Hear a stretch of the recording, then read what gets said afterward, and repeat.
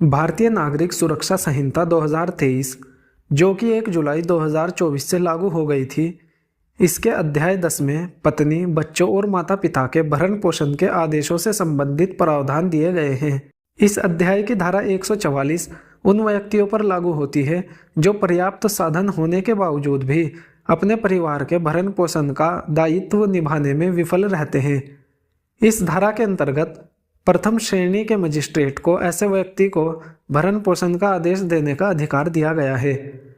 भारतीय नागरिक सुरक्षा संहिता 2023 की धारा 144 का उद्देश्य उन व्यक्तियों की भरण पोषण की आवश्यकताओं को सुनिश्चित करना है जो स्वयं का भरण पोषण करने में असमर्थ हैं। यह धारा विशेष रूप से उन मामलों में सहायक है जहां पति, पिता या पुत्र अपने कर्तव्यों का पालन नहीं कर रहे हैं।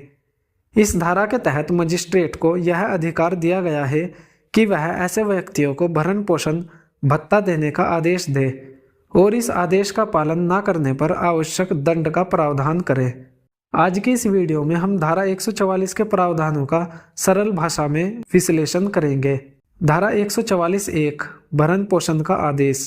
धारा 144 के अनुसार यदि कोई व्यक्ति जो पर्याप्त साधन रखता है आगे बताए गए व्यक्तियों का भरण पोषण करने में असमर्थ रहता है तो प्रथम श्रेणी के मजिस्ट्रेट उसे भरण पोषण का आदेश दे सकते हैं। उन व्यक्तियों में शामिल उसकी पत्नी जो स्वयं का भरण पोषण करने में असमर्थ है, उसका वैध या अवैध बच्चा चाहे वह विवाहित हो या अविवाहित जो स्वयं का भरण पोषण करने में असमर्थ है, उसका वैध या अवैध बच्चा जो विवाहित बेटी नहीं है जिसने पूर्ण वयस्कता प्राप्त कर ली है और किसी शारीरिक या मानसिक विकलांगता या चोट के कारण स्वयं का भरण पोषण करने में असमर्थ है, उसके पिता या माता जो स्वयं का भरण पोषण करने में असमर्थ है। मजिस्ट्रेट उस व्यक्ति को निर्देश दे सकता है कि वह उपरोक्त में से किसी एक या अधिक व्यक्तियों को मासिक भरण पोषण भत्ता प्रदान करे। धारा 144(2) भत्ता कब से देय होगा। मजिस्ट्रेट द्वारा दिए गए आदेश के अनुसार भरण पोषण भत्ता उस आदेश की तारीख से या आवेदन की तारीख से देय होगा जैसा कि मजिस्ट्रेट ने आदेश में निर्दिष्ट किया है। धारा 144(3) आदेश का पालन न करने पर परिणाम। यदि कोई व्यक्ति मजिस्ट्रेट द्वारा दिए गए भरण पोषण आदेश का पालन नहीं करता है तो मजिस्ट्रेट उस व्यक्ति के खिलाफ वारंट जारी कर सकता है। इस वारंट के माध्यम से उस व्यक्ति की संपत्ति जब्त करके बकाया राशि की वसूली की जा सकती है।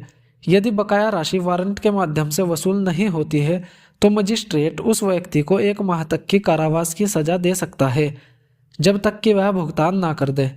उदाहरण के लिए कल्पना करें कि एक व्यक्ति राम जो पर्याप्त साधन रखता है अपनी पत्नी सीता का भरण पोषण नहीं करता। सीता ने राम के खिलाफ भरण पोषण के लिए मजिस्ट्रेट के पास आवेदन किया। मजिस्ट्रेट ने राम को आदेश दिया कि वह सीता को 10,000 रुपये प्रति माह भरण पोषण के रूप में दे। राम ने इस आदेश का पालन नहीं किया तो मजिस्ट्रेट ने उसकी संपत्ति जब्त कर ली और बकाया राशि की वसूली की। यदि वसूली संभव नहीं होती तो राम को कारावास की सजा हो सकती है। धारा 144(4) भरण पोषण भत्ते से वंचित करने की शर्तें। धारा 144 के अनुसार यदि पत्नी किसी अन्य पुरुष के साथ अवैध संबंध में है तो उसे अपने पति से भरण पोषण भत्ता प्राप्त करने का अधिकार नहीं होगा। इसी तरह यदि पत्नी बिना किसी पर्याप्त भरण के अपने पति के साथ रहने से मना करती है तो वह भी भरण पोषण भत्ता प्राप्त नहीं कर सकती है। यदि पति और पत्नी आपसी सहमति से अलग रह रहे हैं तो इस स्थिति में भी पत्नी भरण पोषण भत्ते की हकदार नहीं होगी। धारा 144(5) आदेश को रद्द करने का अधिकार। मजिस्ट्रेट को यह अधिकार है कि यदि वह साबित हो जाए कि पत्नी अवैध संबंध में है या बिना किसी उचित कारण के अपने पति के साथ रहने से मना कर रही है तो वह आदेश को रद्द कर सकता है।